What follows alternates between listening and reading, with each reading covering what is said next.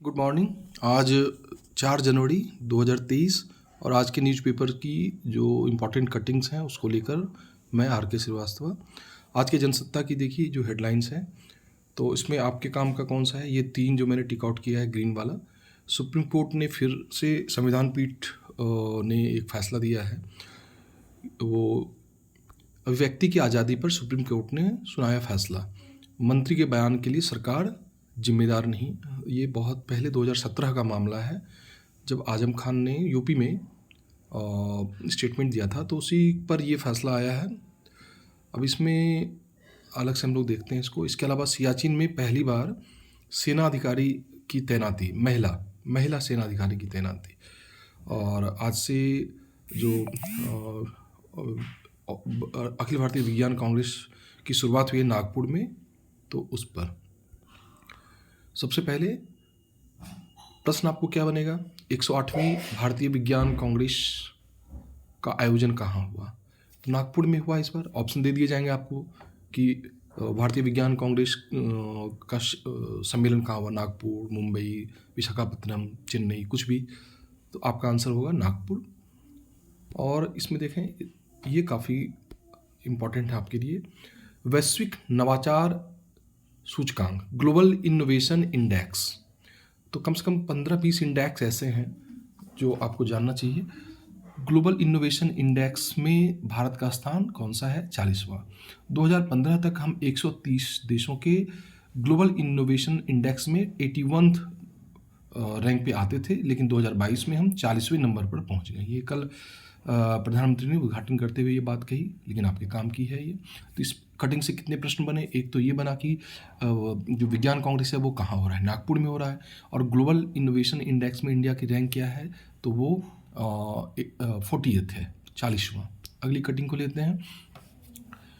देखिए यहाँ पर जो सुप्रीम कोर्ट ने संविधान पीठ ने कहा है कि पीठ ने कहा कि संविधान के अनुच्छेद 19(2) के तहत उल्लिखित पाबंदियों के अलावा स्वतंत्र अभिव्यक्ति के खिलाफ कोई अतिरिक्त पाबंदी लागू नहीं की जा सकती। यानी कि जो हमारा आर्टिकल 19(2) है, तो वो कहता है कि फ्रीडम ऑफ एक्सप्रेशन जो है, तो उस पर कुछ पाबंदियां लगाई जा सकती हैं।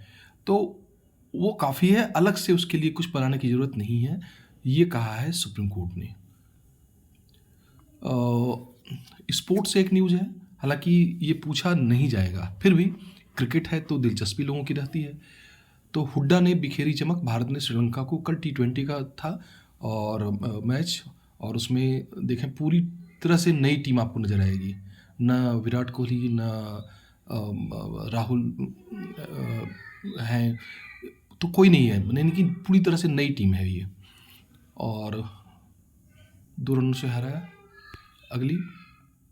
अगली कटिंग है कि कैप्टन शिवा चौहान सियाचिन के सबसे ऊंचे युद्ध क्षेत्र में तैनात होने वाली पहली महिला अधिकारी बनी। सबसे ऊंचा क्षेत्र कौन सा है भाई? दुनिया का ही, वर्ल्ड का है, सियाचिन है। और इसमें शिवा चौहान है ना, in first a women officer gets deployed at Siachen, captain Shiva. तो एक प्रश्न बनता है इससे आपको, कैप्टन शिवा नाम याद रखेंगे। दलाई लामा अभी बिहार दौरे पे आए हुए हैं। कल मुख्यमंत्री से भी उनकी मुलाकात हुई थी। अभी देखिए इनसे क्या आपका प्रश्न बन सकता है।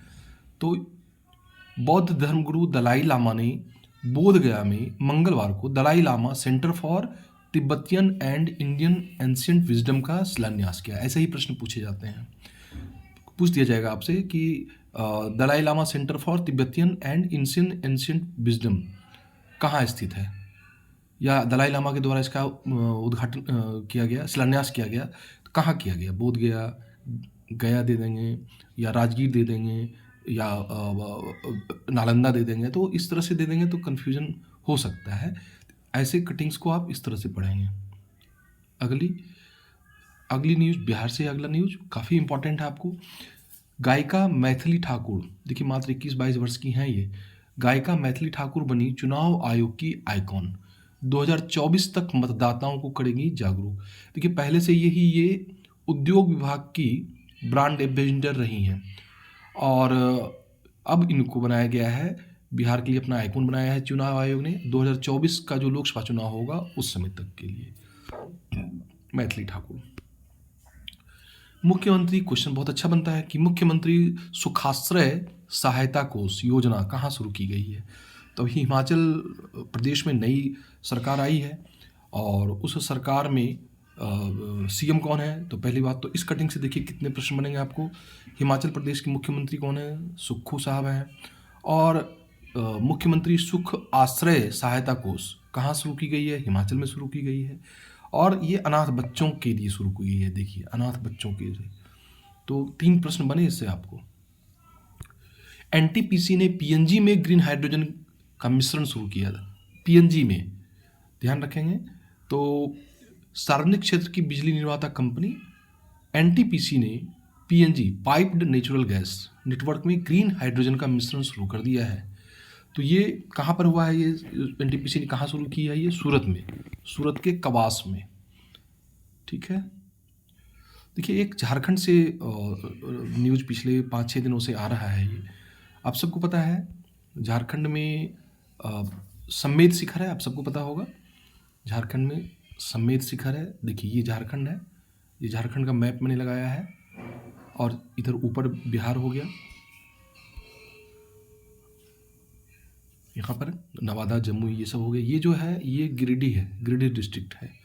तो गिरिडीह में ही पारसनाथ की पहाड़ी आपने पढ़ा होगा कि झारखंड की सबसे ऊंची पहाड़ी तो पारसनाथ की पहाड़ी है और उसी पारसनाथ की पहाड़ी पर सम्मेद शिखर है। तो जैनों के लिए ये काफ़ी पवित्र तीर्थ स्थल है। अब इसको ये देखें झारखंड का मैप और ये है सम्मेद शिखर। यहाँ पर आप देखेंगे तो ये जो हाइट है इस हाइट पर सम्मेद शिखर है। ठीक है। तो चर्चा में क्यों है ये चर्चा में इसलिए है क्योंकि faith versus tourism, Jains fear that sacred hill will be defiled by tourism initiatives. देखिए झारखंड सरकार ने अब तक ये तीर्थस्थल था, इसको टूरिस्ट प्लेस की बनाने की घोषणा की है ताकि राज्य का विकास हो सके। टूरिज्म के बहाने यहाँ पर जो आसपास के लोग हैं उनकी आय में बढ़ोतरी हो सके। तो हर राज्य अपने यहाँ टूरिज्म को बढ़ावा दे रहा है, झारखंड सरकार ने भी किया है। लेकिन यहाँ पर जो जैन समाज के लोग हैं तो उनका मानना है कि ये पवित्र स्थल है और यहाँ पर जब टूरिज्म को बढ़ावा दिया जाएगा तो निश्चित रूप से इसकी पवित्रता थोड़ी कम होगी। अब देखिए यहाँ पर दोनों अपने अपनी जगह पे सही हैं।